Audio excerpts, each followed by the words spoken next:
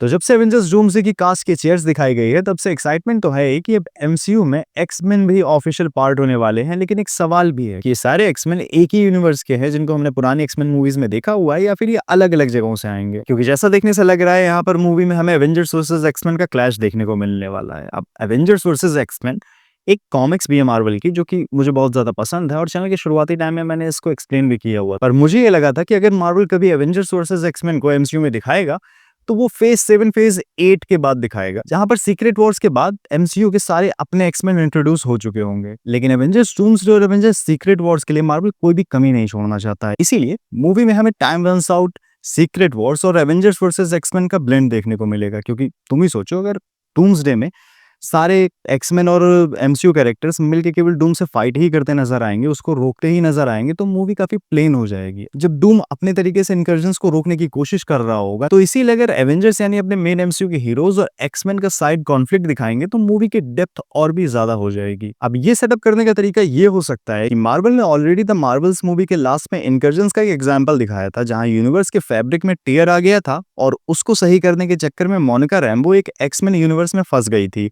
जहां Kelsey grammar का the beast और मोनिका की मम्मी यहां कैप्टन मार्वल का एक दूसरा वर्जन बाइनरी थी। इस यूनिवर्स में प्रोफेसर एक्स का भी जिक्र हुआ था। तो गेस यही है कि ये सारे एक्समैन जिनकी चेयर्स मार्वल ने दिखाई थी, वो इसी यूनिवर्स का पार्ट होंगे। और डूम्सडे में जब मोनिका अपने यूनिवर्स में आने की कोशिश कर रही होगी, दूसरी तरफ इनकर्जन्स की वजह से दोनों अर्थ्स एक दूसरे से कोलाइड करने वाली होंगी, जो कि टाइम रन्स आउट स्टोरी की थीम थी।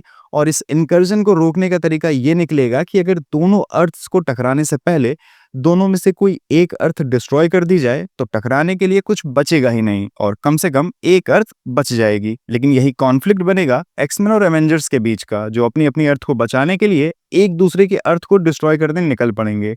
तो इस तरह से हमें एवेंजर्स वर्सेस एक्समैन का साइड कॉन्फ्लिक्ट भी दिखेगा। फिर आता है नेक्स्ट पॉइंट कि मूवी में डूम कहां फिट होता है, क्योंकि मूवी का नाम डूम के ही नाम पर है। तो डेडपूल एंड वुल्वरीन मूवी में एंकर बीइंग्स का कॉन्सेप्ट एस्टैब्लिश किया गया था। एंकर बीइंग एक ऐसा कैरेक्टर है जिसके मरते ही पूरा यूनिवर्स खत्म होने लगता है, जो कि सीक्रेट वॉर्स कॉमिक्स के मॉलिक्यूल मैन से सिमिलर कॉन्सेप्ट है।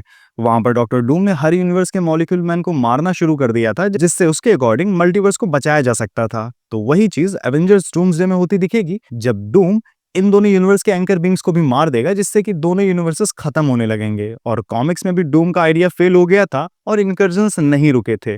मूवी में भी वैसा ही होगा, जिसके बाद डूम का प्लान शिफ्ट होगा मे बी गॉड लोकी की पावर्स छीनने में, जो इस टाइम पूरी यूनिवर्स को संभाले हुए बैठा है, और वो भी हजारों सालों की नॉलेज के साथ। और ये तो श्योर चीज है कि मूवी के लास्ट में डॉक्टर डूम का प्लान सक्सेसफुल हो जाएगा और वो पूरे मल्टीवर्स का कुछ फ्रैक्शन बचाकर एक बैटल वर्ल्ड बनाएगा, जो कि वॉइड में ही स्टैब्लिश होगा और वहां का undisputed ruler God emperor Doom बन जाएगा। अब बहुत से ऐसे कैरेक्टर्स भी होंगे जो एवेंजर्स डूम्सडे में सर्वाइव नहीं कर पाएंगे, और ऐसे बहुत से कैरेक्टर होंगे जो सीधे सीक्रेट वॉर्स में हमें देखने को मिलेंगे। डूम्सडे में जहां हमें पहले की ही एस्टैब्लिश टीम अप्स दिखेंगी, लेकिन सीक्रेट वॉर्स में बहुत से मिक्स टीम अप्स भी देखने को मिल सकते हैं, क्योंकि उन सब का अल्टीमेट गोल गॉड डूम को हराना होगा। May be in mixup team ups में यंग एक्समैन और उनके ओल्डर वर्जन्स एक साथ देखने को मिले।